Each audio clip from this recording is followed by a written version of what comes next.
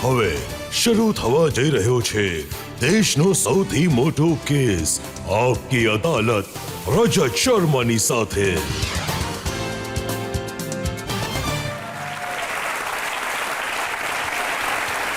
નમસ્કાર, આપકી અદાલતમાં આપનું સ્વાગત છે। આપકી અદાલતમાં આજે રજૂ કરીશું એક એવી વ્યક્તિને જે પોતાની વાતોથી, પોતાની ટીવી અપિયરન્સીસથી તમને બધાને ખૂબ હસાવે છે। એક એવું વ્યક્તિત્વ જેણે પોતાની વાતોથી લોકોના દિલ જીત્યા છે અને દુનિયાભરમાં હિન્દુસ્તાનનું નામ રોશન કર્યું છે। રજૂ કરીએ છીએ આજનો કેસ।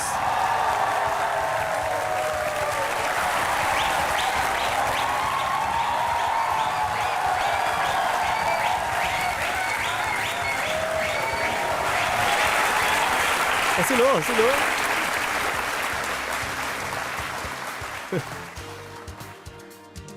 अगर अपनी तरफ देखूं तो कुछ नहीं पल्ले, उसकी रहमत और आपके प्यार को देखूं तो सिद्धू की बल्ले बल्ले बल्ले।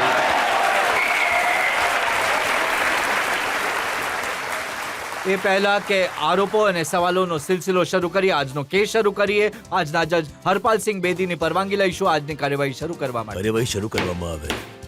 આપકી અદાલતમાં પહેલો આરોપ ક્રિકેટર અને કોમેન્ટેટર નવજોતસિંહ સિદ્ધુ પર। આપકી અદાલતમાં ક્રિકેટ કોમેન્ટેટર નવજોતસિંહ સિદ્ધુ પર આરોપ છે કે તેઓ જિદ્દી છે। સિદ્ધુ સાહેબ, એ સાચું છે કે તમે ઘરમાં સૌથી નાના હતા અને એટલે જ તમને ઓળખાતા હતા બગડેલા રાજકુમાર છે, જિદ્દી નંબર 1? बिल्कुल साचू छे। हूँ तो दरेक जग्याए कहूँ छू कि के सभी कुछ हासिल नहीं मिलता, नदी की हर लहर को साहिल नहीं मिलता, ये दिल वालों की दुनिया है, अजब है दास्तां इसकी, किसी से दिल नहीं मिलता, कोई दिल से नहीं मिलता।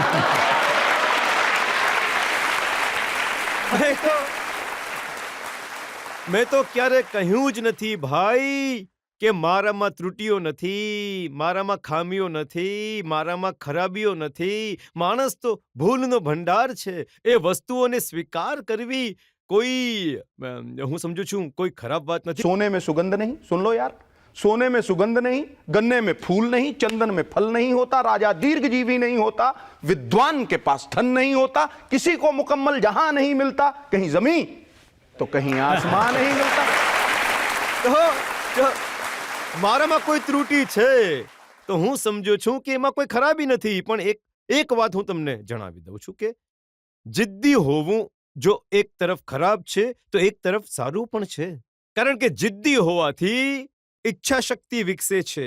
અને હું સમજુ છું કે જો માણસ અંગદના પગની જેમ એકવાર પગ મૂકી દે અને કોઈ વસ્તુને કરવાનું નક્કી કરી લે અને જો એનામાં ઈચ્છા શક્તિ હોય તો દુનિયાને પોતાના સાચામાં ઢાળી શકે છે। અને હું તો કહું છું કે દારૂ પીવા વાળો રાત્રે ઠેકો શોધી લે છે, ભલે ને એ ડ્રાય એરિયામાં જતો રહે। માણસ જો માણસમાં ઈચ્છા શક્તિ હોય તો પછી એ સારા કામો માટે જો કોઈ વસ્તુને નક્કી કરી લે છે તો પછી હું સમજુ છું કે એ કરી શકે છે। અને અસંભવ શબ્દ જે છે, પરંતુ સિદ્ધુ સાહેબ, જે નક્કી કર્યું હતું તમારા ફાધરે, તમારા પિતાજી ક્રિકેટર હતા, બિલકુલ. પેશનેટ હતા ક્રિકેટ વિશે, ઈચ્છતા હતા કે તમે ક્રિકેટર બની જાઓ, બિલકુલ પણ ઠીક, તમારો બિલકુલ. સમય વીતતો તો છોકરીઓને બિલકુલ ઠીક, તાકવામાં। બિલકુલ ઠીક, બિલકુલ ઠીક। જુઓ ભાઈ, એમાં શું ખોટું છે? જુઓ, છોકરીઓને બતાવવાનો શોખ છે, છોકરાઓને જોવાનો શોખ છે।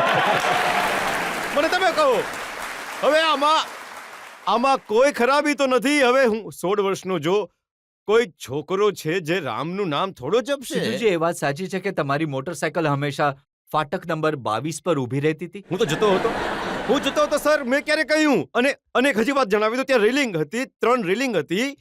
એ રેલિંગોની ઉપર આજે પણ અમારા નિશાન છપાયેલા છે। જો તમે જોશો ને તો હાથોના નિશાન બધા। અને એની પાછળ એક દુકાન હતી, એ દુકાન મીઠાઈવાળાની દુકાન હતી, એ પાજીની દુકાન હતી। ત્યાં અમે લોકો લાડવાની પાછળ છુપાઈ જતા હતા અને લાડવાની વચ્ચે થોડી જગ્યા હોય છે। તો મારો મિત્ર હતો શરબસિંહજી રોઝી, એ સૂટનો કલર જોઈને કહી દેતો હતો કે ફલાણા મહોલ્લાની છે આ।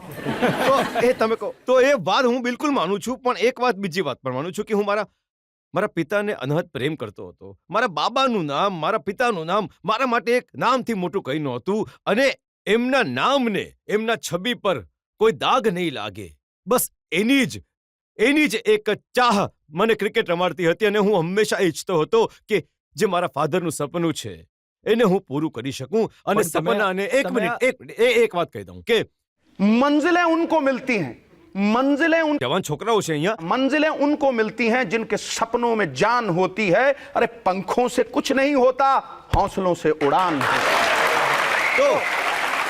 તો એ હંમેશા એક જોશ હતો જે ભાઈ ભલે મારી અંદર ભલે હોય ન હોય પણ બાબાની છબી પર ઠેસ નહીં પહોંચવી પણ જ્યારે તમે ક્રિકેટની પ્રેક્ટિસ કરતા હતા, જબરદસ્તી તમને મેદાનમાં મોકલવામાં આવતા અને તમારા પિતાજીને ખૂણામાં બેસીને નજર રાખવી પડતી હતી તમારા ઉપર. બિલકુલ સાચી વાત છે. તેમ છતાં હું બદલાયો નહીં. વાંદરો ક્યારે ગુલાટ મારવાનું ભૂલતો નથી.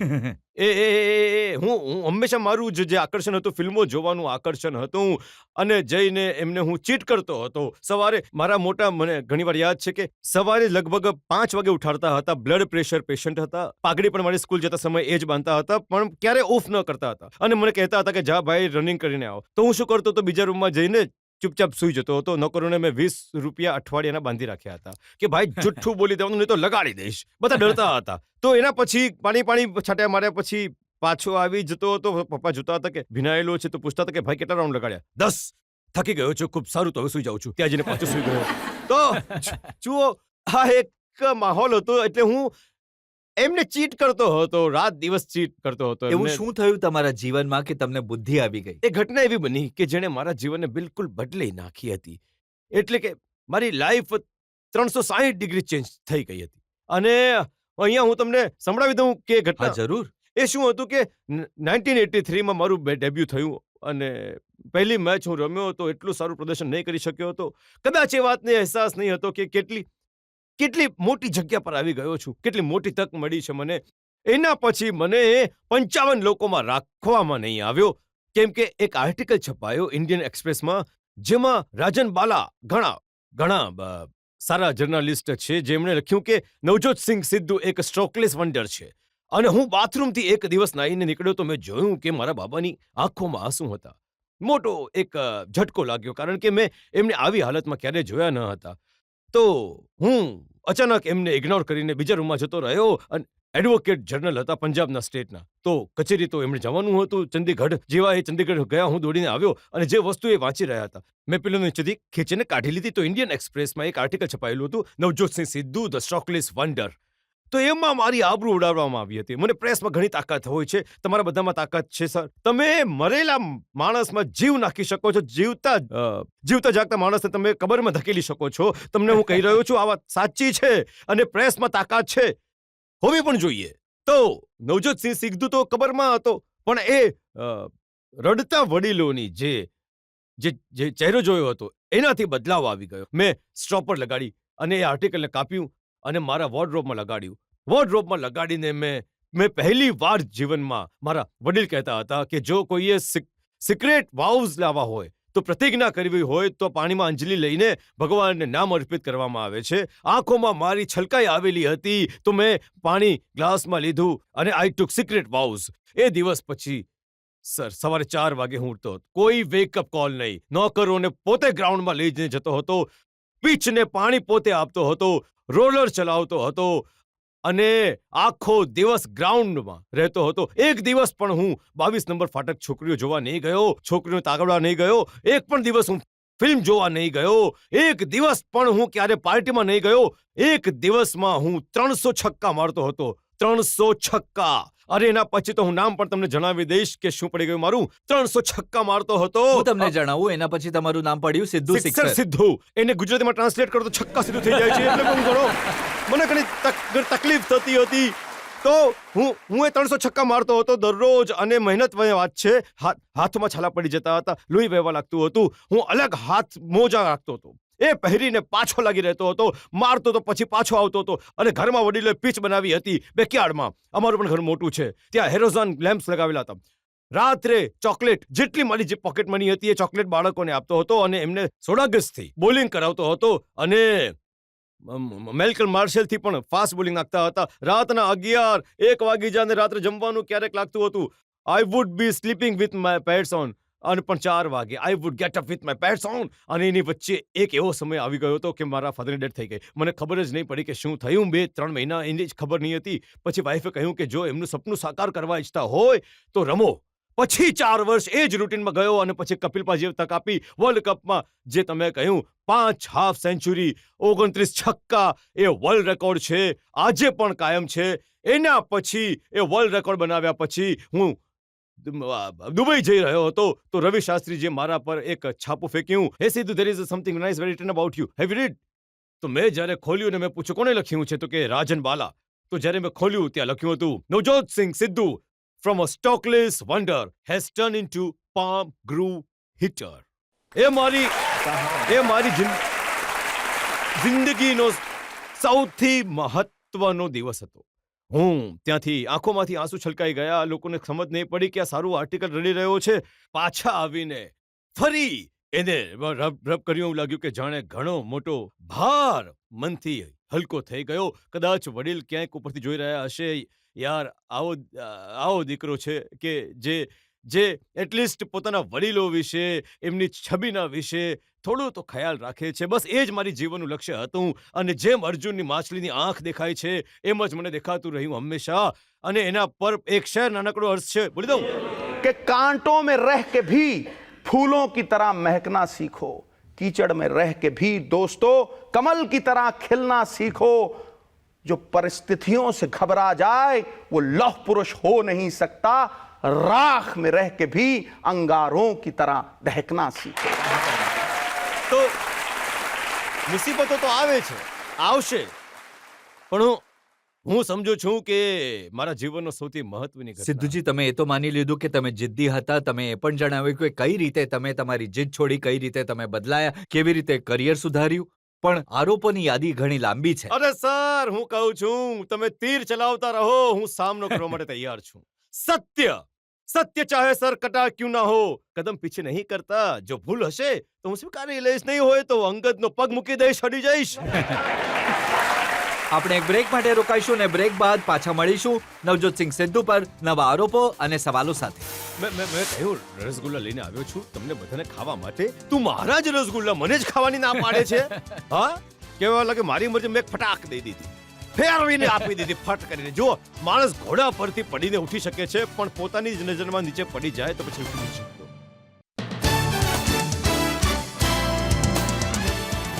Welcome back. આપકી અદાલતમાં આજે આપણે કેસ ચલાવી રહ્યા છીએ નવજોતસિંહ સિદ્ધુ પર. ક્રિકેટર, કોમેન્ટેટર અને member of parliament Navjot Singh Sidhu. આપકી અદાલતમાં આગલો આરોપ નવજોતસિંહ સિદ્ધુ પર. આપકી અદાલતમાં ક્રિકેટ કોમેન્ટ્રેટર નવજોતસિંહ સિદ્ધુ પર આરોપ છે કે તેમને ઘણો જલ્દી ગુસ્સો આવે છે. સિદ્ધુ સાહેબ, જેટલું તમે હસો છો, કહેવાય છે ને કે હાથીના દાંત ખાવાના અલગ અને બતાવવાના અલગ. જુઓ, પહેલા જુઠ્ઠો હતો. 35 વર્ષ હું આ વાતનો સ્વીકાર કરું છું. દરેક વાત જુઠ્ઠું હતું.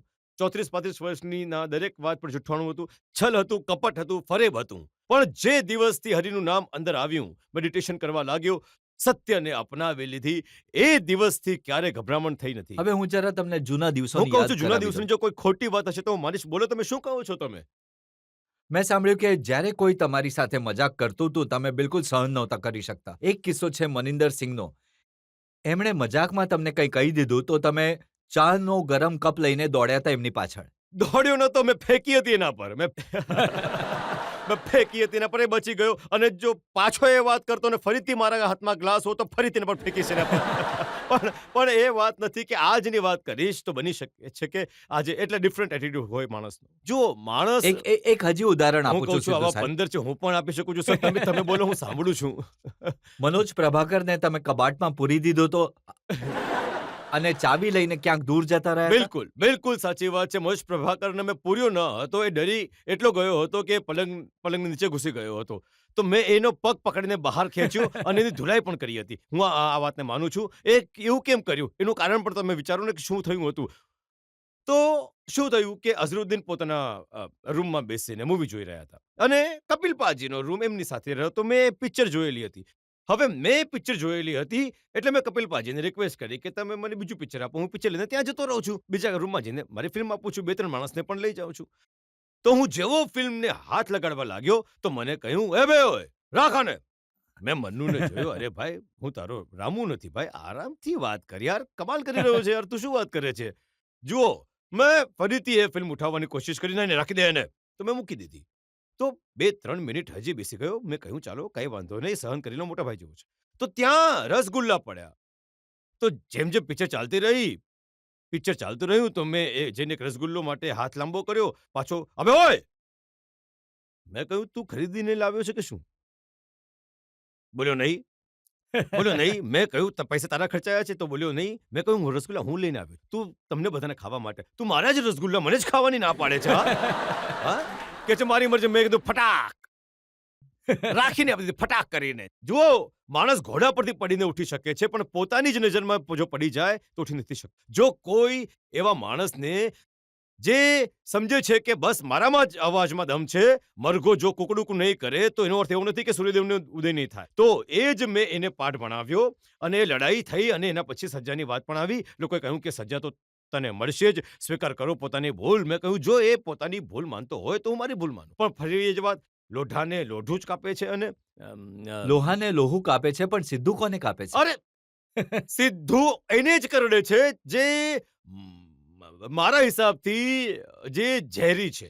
આ દુનિયામાં વાઘોને પણ આઝાદી છે, સાપોને પણ આઝાદી છે. ये सांपों को आजादी है हर बसते घर में बसने की, उनके सर में जहर भी है और आदत भी है डसने की। નવજોત સિંહ સિદ્ધુ જ્યારે કોમેન્ટ કરે છે ત્યારે એવું લાગે છે કે કોઈ સાપે ડંખ જર્નલિસ્ટને માર્યો. કરડવા વાળી વાત ઘણી સારી લાગતી હોય છે. જુઓ જુઓ, એક વાત સાંભળી લો કે કૂતરો જો માણસને કરડે તો એ ન્યૂઝ નથી, પણ જો માણસ કૂતરાને કરડે તો એ ન્યૂઝ છે.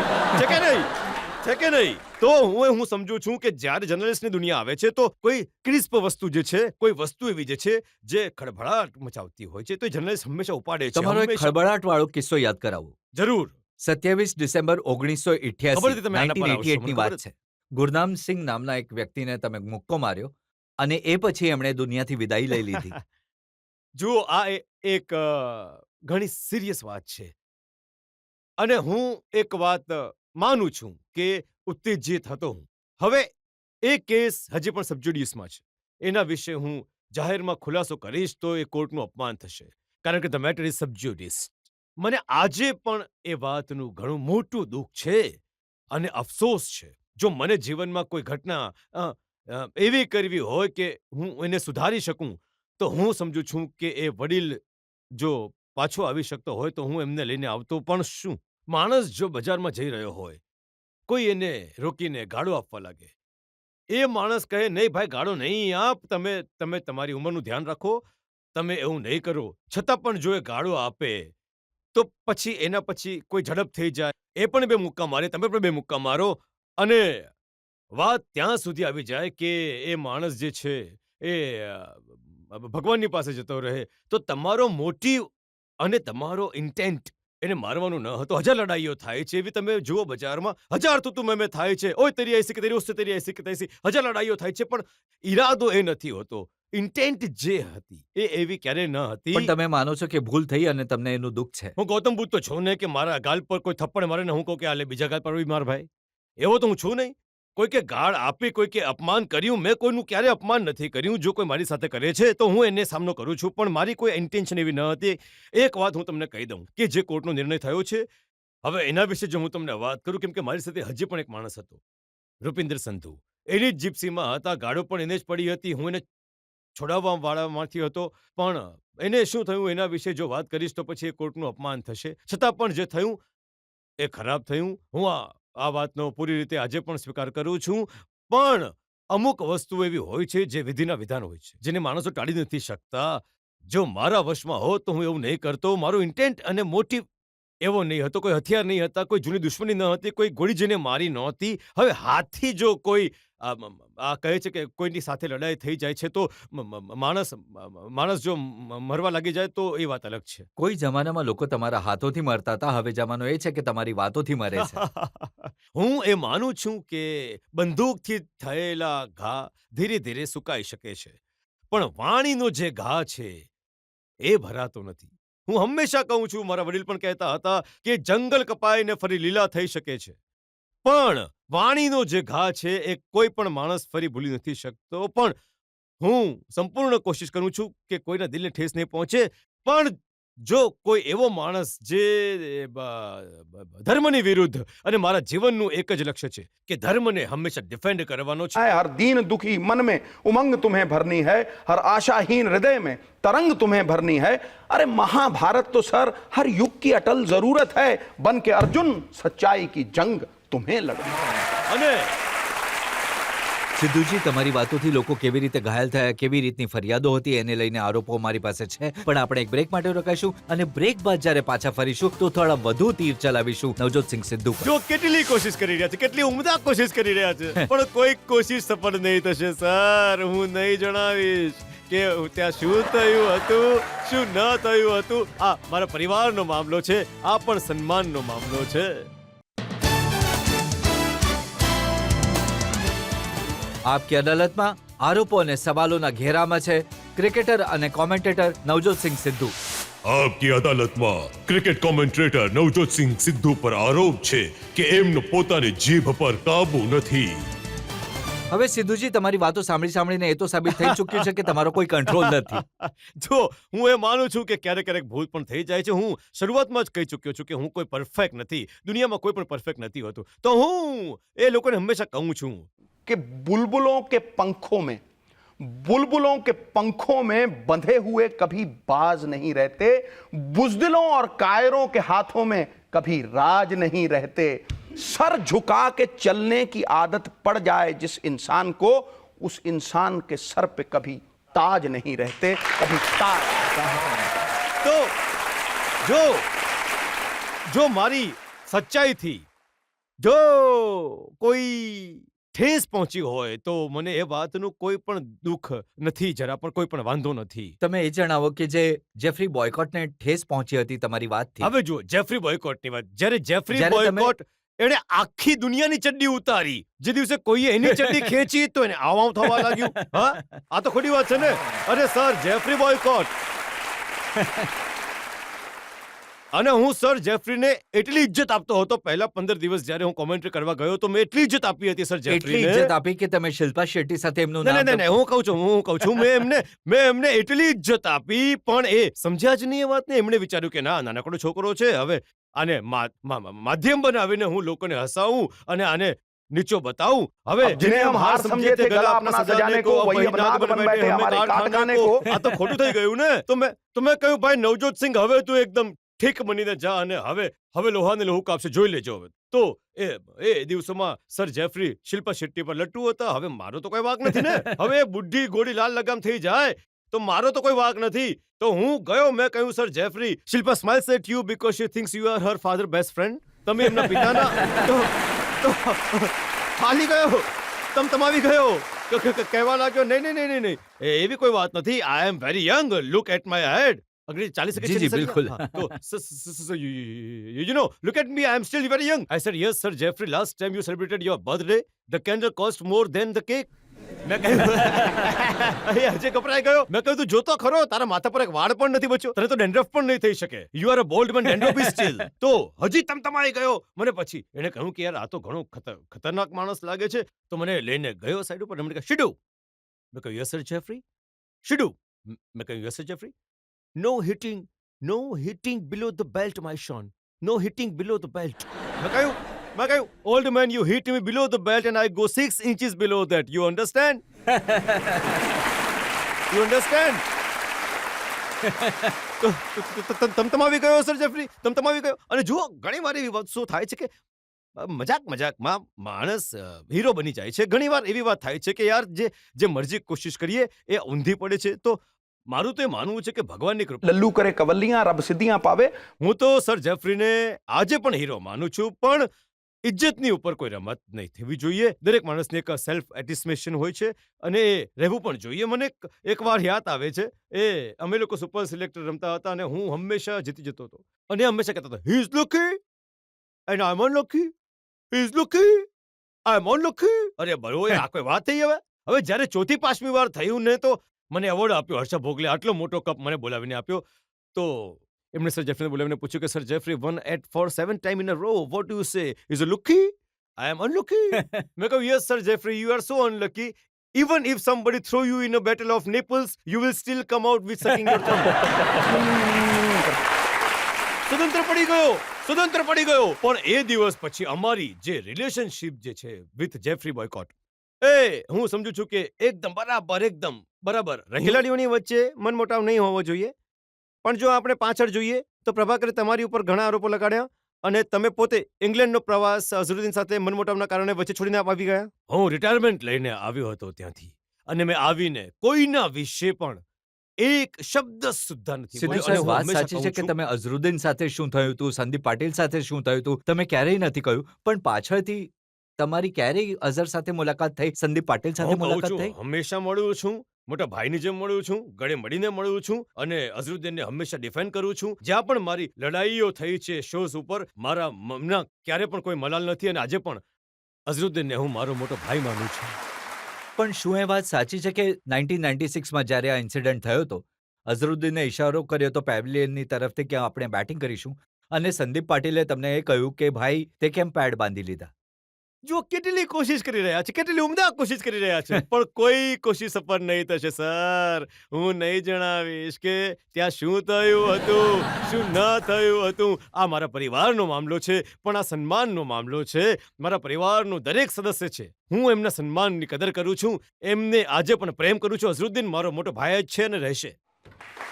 સિદ્ધુજી, વધુ એક બ્રેક માટે રોકાઈશું અને બ્રેક બાદ વાત કરીશું એ વિશ્વાસોની જે તમે કરો છો, એ અંધવિશ્વાસોની જેના પર તમને વિશ્વાસ હા, છે. તમારું કહેવું છે, તમારી મરજી છે, કહો. कुछ तो लोग कहेंगे लोगों का काम है कहना. નવજોતસિંહ સિદ્ધુ પર જનતાના કેસનો વધુ એક દોર, એક નાનકડા બ્રેક બાદ. બાબા, જો હવે કોઈ ભગવા કપડા પહેરીને બાબા બની જશે. अरे नहाए धोए से क्या हुआ, मन में मैल समाए, मछली सदा जल में रहे, धोए बास ना जाए. આપકી અદાલતમાં આજે આરોપો અને સવાલોના ઘેરામાં છે ક્રિકેટર, કોમેન્ટેટર અને એક્ટર નવજોતસિંહ સિદ્ધુ. આપકી અદાલતમાં આગલો આરોપ નવજોતસિંહ સિદ્ધુ પર. આપકી અદાલતમાં ક્રિકેટ કોમેન્ટેટર નવજોતસિંહ સિદ્ધુ પર આરોપ છે કે તેઓ અંધવિશ્વાસને પ્રોત્સાહન આપે છે. સિદ્ધુજી, મેં સાંભળ્યું છે કે એકવાર તમને કોઈ ક્રિકેટરે 3 વાડકી દહીં ખવડાવી દીધું અને દહીં ખાધા પછી તમારી સેન્ચુરી બની ગઈ. એના પછી જ્યારે રમવા જાઓ છો દહીં પહેલા ખાઓ છો. બાપરે, હવે આ બિલકુલ જ ખોટું છે. બિલકુલ એવી કોઈ વાત નથી. એસ્ટ્રોલોજીમાં હું વિશ્વાસ કરું છું અને એસ્ટ્રોલોજીનો હું હંમેશા તર્ક પણ આપું છું. હું વગર તર્ક, વગર કારણે કોઈ વસ્તુને ક્યારેય માનતો નથી. હું એ માનું છું કે દુનિયામાં સૌથી મોટો રોગ, પૂછો યાર, દુનિયામાં સૌથી મોટો રોગ શું છે? કે મારા વિશે શું કહેશે લોકો. દુનિયામાં સૌથી મોટો રોગ મારા વિશે શું કહેશે લોકો. માણસ વલોપાત કરે છે, અરે યાર, એણે મારા માટે આવું કહી દીધું, આખી રાત સૂઈ નથી શકતો. હું કહું છું કે જે સાચો અચીવર બને છે, જે જીવનમાં પોતાના પગલાંની છાપ છોડીને જાય છે, એ માણસ છે જે પોતાની આત્માને જવાબ આપી દે છે. હું શાહરૂખ ખાનને લગભગ 25 વર્ષ પહેલા મળ્યો હતો. મેં એને કહ્યું યાર, એને કહ્યું સિદ્ધુ સાહેબ, હું તમારો મોટો ફેન છું. મેં કહ્યું યાર, એ દિવસોમાં એ ફૌજીમાં કામ કરતો હતો. ફૌજી અને બીજી એક જે હતી, અરે હા કરેક્ટ, તમારી મેમરી તો it's like elephant, often elephant would consult. હા, તો મેં એને કહ્યું યાર, આગળ શું પ્રોગ્રામ છે તારો? એને કહ્યું સિદ્ધુ સાહેબ, બોલિવૂડ. હું તો બોલિવૂડ જવા ઈચ્છું છું. બોલિવૂડ જશે યાર, શું વાત કરે છે યાર? બોલિવૂડમાં તો કથથ્રોટ કોમ્પિટિશન છે, તો એ ખાઈ જશે તને યાર, ગળી જશે યાર. They will eat you like sausages of breakfast. તો એણે મને એક લાઈન કહી જે આજે પણ મારા મગજમાં કંડારેલી છે. એનાથી મોટી લાઈન આ દુનિયામાં કોઈ નથી. એણે કહ્યું સિદ્ધુ સાહેબ, I don't compete with anyone, I compete with my self. હું મારી જાતને સારી બનાવવા ઈચ્છું છું. હું બીજાને ક્યારેક ખેંચવા નથી માંગતો. હવે અહીંયા શું મેન્ટાલિટી છે કે માણસ ચાલતો જઈ રહ્યો છે, જો પોતાની મારુતિમાં ઢીકચીક 2-3 મિનિટમાં મર્સિડીઝ નીકળે છે તો માણસ કહે છે કે એને આખો ફૂટે, એક્સિડન્ટ થઈ જાય છે, મરે પડે, ક્યાંક સડે ક્યાંક. અને જો એણે તપસ્યા કરી અને ભગવાન શિવ સામે આવી ગયા, એમણે કહ્યું વત્સ, જે તને આપીશ, તારા જે નેબર છે એમને હું ડબલ આપીશ. તો એ કહે છે કે બેતેરી તપસ્યા મેં કરી, નેબરને ડબલ. ભગવાન શિવ, મને કાણો કરી દો. જો મને કાણો કરશો તો એને આંધળો કરી દેશો. તો આ જે ક્રેબ મેન્ટાલિટી છે, કરચલાની મેન્ટાલિટી છે, એ આજે પણ આપણા સમાજને ઉધઈ બનીને ખાઈ રહી છે. અને ઉદય બનીને એવી રીતે ખાઈ રહી છે કે 10 કલસ્ટરને ખુલ્લા ડબ્બામાં છોડી દો, 10 દિવસ પછી તમે આવીને જુઓ 10 ના 10 મરેલા પડેલા હશે. જે ઉપર ચડવાની કોશિશ કરે છે બીજા એને પકડીને ઢીચ કરીને નીચે ખીચી લે છે. હું કહું છું કે હું કોઈને જવાબ આપવા બંધાયેલો નથી. કોઈ મારા વિશે કંઈ કહે મને શું ફરક પડે છે? હું મારા અંતરાત્માને જવાબ આપું છું. જ્યારે રાત્રે તકિયા પર નવજોત સિંહ સિદ્ધુનું માથું મુકાય છે તો પોતાની જાતને, પોતાની અંતરાત્માને પૂછે છે કે શું તો આનાથી સારું કરી શકે છે? જો જવાબ આવે છે નહીં સિદ્ધુ, તે તારો યોગ્ય પ્રયાસ કર્યો છે, કોશિશ કરી તો ઊંઘ ફર્સ્ટ ક્લાસ આવે છે. Good conscious is the best tranquilliser that you can have. પણ ફરી જો પાછું આ પેલા કહી દીધું, પેલા આ કહી દીધું તો પડી ગયા પાણીમાં. પછી કઈ નહીં થાય. જીવનમાં કઈ નહીં થઈ શકે જો તમે બીજાની વાતો પર જશો. જ્યોતિષ સિવાય વાસ્તુશાસ્ત્રમાં વિશ્વાસ કરો છો? બિલકુલ કરું છું. અને વિશ્વાસ કરતા પટિયાલાના તમારા ઘરમાં કૂવો ખોદાવી દીધો બિલકુલ તમે? સાચી વાત છે. હું પહેલા એસ્ટ્રોલોજીમાં બિલીવ કરતો હતો, પણ હવે આજે એ બિલીવ કરું છું કે જેણે એ પરમેશ્વરનો હાથ પકડી લીધો, પોતાના મૂળને પકડી લીધા, તો પછી એને માટે દરેક વસ્તુ સંભવ થઈ જાય છે. એના માટે કાર્ડનો પાડવો પણ સંભવ છે. મંત્રોમાં ઘણી મોટી તાકાત છે સર. કોઈ મંત્રોની સાધના કરીને તો જુઓ. આપણે ત્યાં કોઈ ધ્યાનમાં બેસે તો 1 મિનિટ કઈ નહીં બકવાસ છે, બકવાસ. કઈ નહીં. અરે જન્મોના કર્મોનો નાશ એક દિવસમાં કેવી રીતે કરી દેશો? બેસો અને પોતાના અંતરકરણમાં ઉતરીને જુઓ. પછી તમને ખબર પડશે કે સાચી તાકાત શું છે. પછી તમને ખબર પડશે કે નિરોગ થવું, નિરોગી કાયા શું છે. પછી તમને ખબર પડશે આત્મવિશ્વાસ શું છે. બસ. अरे जिस जाण्या पेद कलंदर दा राखोजिया अपने अंदर दा ओ वासी है यारो सुख मंदर दा. ક્યાં ભટકી રહ્યા છો યાર? Rise and awake my countrymen and recognize the power, the internal power which is God and it's live in you, not somewhere else. આ મારો વિશ્વાસ નથી, આ મારો અનુભવ છે. મનથી મોટી તાકાત આ દુનિયામાં કોઈ નથી સર. મન આપણા માટે મૃત્યુનો રસ્તો પણ પસંદ કરે છે. મન આપણે માટે સ્વર્ગનો રસ્તો પણ બનાવે છે. મન રૂપી રાક્ષસ પર જે કાબુ કરી લે છે, દુનિયામાં સર્વશ્રેષ્ઠ એ છે. મન જીત્યા જગ જીતે. હવે સમય છે જનતાના સવાલ લેવાનો. જોઈએ લોકો તમને શું સવાલો પૂછવા ઈચ્છે છે. અરે નતમસ્તક થઈને સર. જી હા. જો તમને ફિલ્મમાં કામ કરવાની તક આપવામાં આવે અને સામે તમે સામે ઓપ્શન રાખવામાં આવે 3 એક્ટ્રેસીસના, જેમ કે મલ્લિકા શેરાવત, તમારી વાઈફ અને પેરિઝા ઝોરબિયા, તો હવે જુઓ યાર, તમે કોની હવે સાથે કામ કરશો? જો આવું હોય, જો તેવું હોય, જો મારી કાકીને મૂછો હોત તો હું એમને કાકા ન કહેતો. સર તમે જવાબ આપો. બોલો યાર, હદ થઈ ગઈ. સર તમે જવાબ આપો. સર તમે અરે યાર, એ તમને પૂછવાની હદ થઈ ગઈ કોશિશ યાર. કર્યા છે કે તમને ફિલ્મોમાં કામ કરવાની તક મળે તો હિરોઈન કોને લેશો? અરે પણ આ તો જોની વાત થઈ ગઈ ને. જો એ તો ત્યારે કહીશ જ્યારે સામે આવશે ત્યારે. આમે આ તો એવી જ વાત થઈ ગઈ કે બિલાડીઓને ઉંદરના સપના, એવી જ વાત છે. આવી વાત થઈ ગઈ નહીં યાર. જ્યારે સામે આવશે, જો કોઈ ઓફર આવશે તો પછી આ વાત કરીશું. આ તો ધૂળમાં ટટ્ટુ તોડવા વાળી વાત થઈ. આ હું થયું. સર તમે એ સાચું છે જો કે- મેં એકનું નામ લઈ લીધું તો પછી બીજી નારાજ થઈ જશે યાર. સમજો યાર, હદ થઈ ગઈ યાર. કમાલ કરી રહ્યા છો યાર. હા શું? જ્યારે તમે તમારા ઘરે જાઓ છો અને ઘરે બેસીને તમે તમારી મોહતરમાં તમારી પત્ની સાથે કંઈક વાતો કરો છો, તો શું એ તમે બોલતા હો છો કે તમને બોલવા નથી દેતી? અરે ભાઈ, behind every successful main is a surprised wife. અરે તમે કરી દીધું? અચ્છા, સારું કરી, આ કરી નાખ્યું. અરે એ પણ સરપ્રાઇઝ છે. પણ હું એક વાતનો સ્વીકાર કરું છું મારા ગુરુ. આ મૂછો જોઈ છે? આ મૂછો પેલા આમ ઊભી હતી લગ્ન પહેલા. આજે જુઓ, જેમ કે કોઈ સલવાર સુકવવા નાખી હોય. જોઈ છે ફટાક કરીને? હું બહાર જે છું ને તો સિંહની જેમ ગરજુ છું. शेरों को आजादी है, आजादी के पाबंद रहें, जिसको चाहे चीरे फाड़े, खाएं पिए आनंद करें. પણ જ્યારે ઘરે જાઉં છું ને તો બિલાડી બની જાઉં છું. આવો અવાજ નીકળે છે મારો. સમજો? સિદ્ધુજી, એ વાત પણ સાચી છે કે તમારી વાઈફનું નામ પણ નવજોત છે? બિલકુલ છે અને સર. ઘરમાં અસલી નવજોત એ છે, નકલી તમે? બિલકુલ સાચી વાત કરી. હું આ વાતને સંપૂર્ણપણે માનું છું. એ જ હેડ માસ્ટર, એ જ રિંગ માસ્ટર છે. જે મેં ચાપ ચલાવે છે તેમ બધા એની પાછળ ચાલે છે. એ જ. અને સાચી વાત તો એ છે કે જ્યારથી એ ઘરમાં આવી છે, બરકત જ બરકત છે. આ બધું એના જ કારણે છે. એની જ પ્રાર્થનાઓનો, એના જ સપોર્ટ, એની તાકાતનું ફળ છે કે નવજોત સિંહ સિદ્ધુ જે પણ છે એમાં હું સમજુ છું કે અડધું યોગદાન પિતાનું અને અડધું યોગદાન પરિવારનું છે. સિદ્ધુજી, અમે લોકો તરફથી આરોપો લગાડ્યા, સવાલ પૂછ્યા, તમે ઘણી સારી રીતે સફાઈ આપી. આપણે એક બ્રેક લઈશું અને બ્રેક પછી પાછા મળીને જોઈશું આજની કાર્યવાહી પર આજના જજ હરપાલસિંહ બેદીનો નિર્ણય.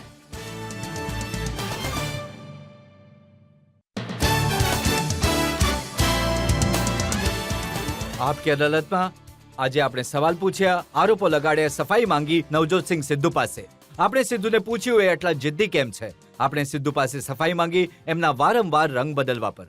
આપણે સિદ્ધુને સવાલ પૂછ્યા એમના વધારે બોલવા પર અને એમના અંધવિશ્વાસ પર. હવે સમય છે આજની કાર્યવાહી પર, આજના જજ હરપાલસિંહ બેદીના નિર્ણયનો. તમે રજત શર્માના દરેક બાઉન્સરને સારી રીતે ડક કર્યા, like a very confident opener. પણ એક વાત છે કે ડક તો કર્યા પણ વિકેટ પર વધારે રહ્યા, પણ રન ઓછા બનાવે તમે. હા પણ રન બનાવવાની ઘણી જરૂર છે. અને આ અદાલત તમારી 2-4 વસ્તુઓથી સહેમત નથી. એસ્ટ્રોલોજી પર તમારી જે બિલીફ છે અને જે જર્મન કોન્સ્ટિટ્યુશનનું તમે કહી દીધું કે વેદો પર બન્યા છે, આ બે એવી વસ્તુઓ છે જેના પર અદાલત તમારાથી એગ્રી નથી કરતી. છતાં પણ જેટલા પણ તમે જવાબ આપ્યા સારા આપ્યા, અને આ કારણે અદાલત તમને નિર્દોષ ઠેરવે છે અને બાઇજ્જત રિહા કરે છે. અરે sir, thank you very much. Thank you very much sir. એ આશા અને વિશ્વાસ સાથે કે નવજોતસિંહ સિદ્ધુ પોતાની વાતોથી લોકોનું દિલ જીતતા રહેશે, હસાવતા રહેશે અને પોતાની વાતોથી લોકોને જગાડતા રહેશે, આજનો પ્રોગ્રામ અહીં સમાપ્ત કરીશું. આવતા અઠવાડિયે ફરી મળીશું આપકી અદાલતમાં એક નવો કેસ લઈને. ત્યાં સુધી નમસ્કાર. Thank you very much.